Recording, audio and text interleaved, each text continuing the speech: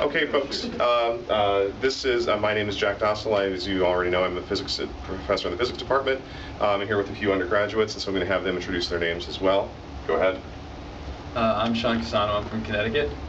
I'm Liz Stevens from Kentucky. I'm Sam Flynn from Charlotte, North Carolina. And I'm Alyssa Bergman from Cleveland, Ohio.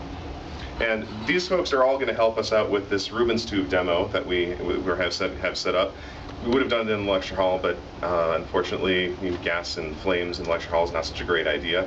So we thought we'd bring it outside, which is a little safer. Unfortunately, it's not great outside, so we did find a lab that we're able to do this in, and so we're going to go ahead and try to set that thing up in there. And oh man! Get in here. Where did that storm come from?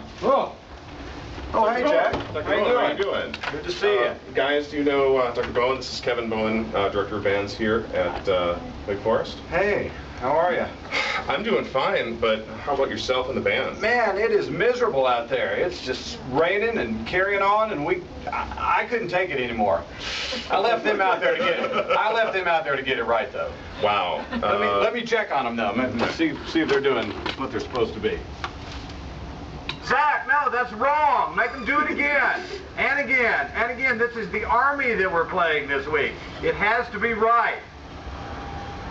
Kids, always they'll never get it.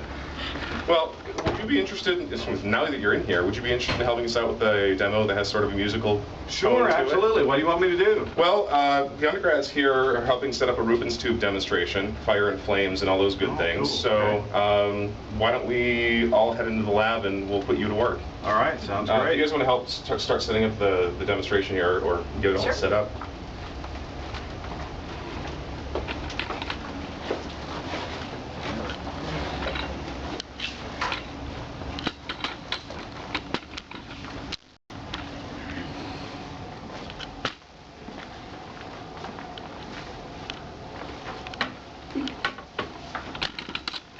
You guys are going to need lab coats. Sam, can you grab a lab coat for Dr. Bowen here? Oh, that won't be necessary. I brought my own. You never know what's going to spray out of those instruments. I've heard the tubisection. So you know what I'm talking about. Exactly.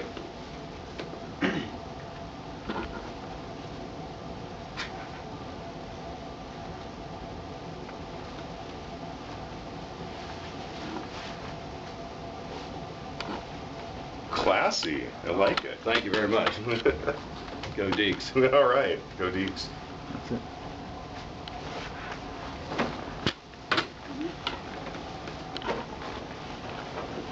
And goggles. Do we have goggles, guys? Yeah, you guys grab a couple pairs of those. Whatever you want. Okay, let's roll this out here. Guys, could you grab a pair of glasses for myself and for Dr. Bowen here? Thank you. Got mine, thank you. That's right. You brought your own. Do we have enough room? I think that's as far as we can roll it. Oh, maybe roll it back a little bit. Sam, do you want to come in here and go ahead and get the lid up?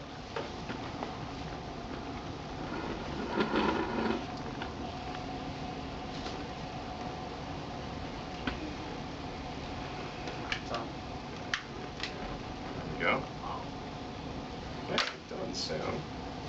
I never knew you were quite the pyrotechnician. All right, let's adjust the gas down just a little bit. That should be just about right. Okay. Now, the way this demonstration works is that we're going to be setting up standing waves, longitudinal standing waves within this pipe. We're going to do so with sound. It's very similar, if you can pass me the spring over there, very similar to what you would get if you had a standing wave in a slinky. If you imagine that going back and forth, there are places where this will bunch up in the middle, so you have higher pressure at that point.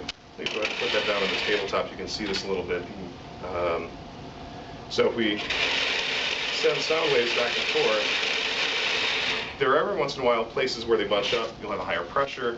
Well, when you have a higher pressure and you have gas inside here, what you'll get is a taller flame. And so if we put a sound source on one end of this thing, we should be able to make a pattern of higher and lower flames. So let's see if we can get that to happen. We need a sound source, first of all. You got an instrument for me? Yeah.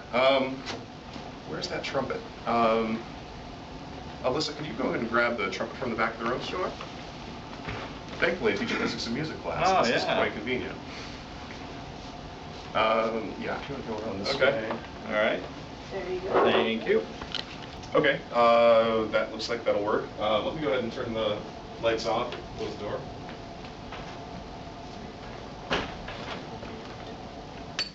Dr. Bowen, if you could give us a few notes there at the end. Okay.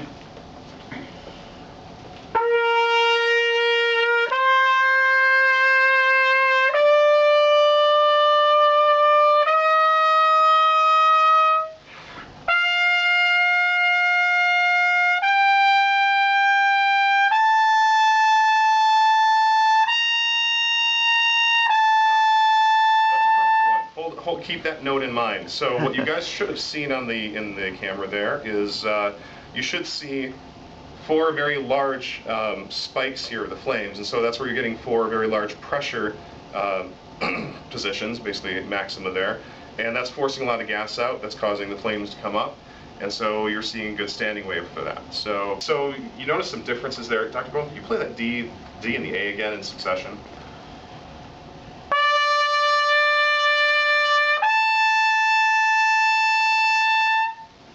So hopefully what you saw is that there's a peak of flames that goes like this, comes like that.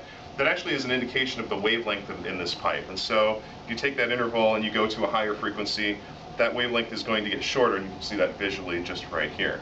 Do that one more time, just go ahead and show that. Sean, you want to get a closer look here?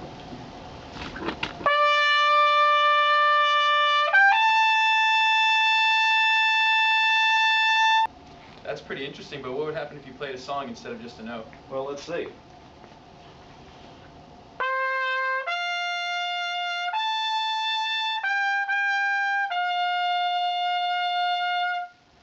That's pretty good, a different pattern for every song. Yeah, Cool. you should hear it when we put Metallica at the end of that thing. So at this is really the end of the Ruben's tube demonstration. So Dr. Bowen, thank you again for your time. Dr. Reeves, back to you in Nolan 101. Guys, I think we can take off here.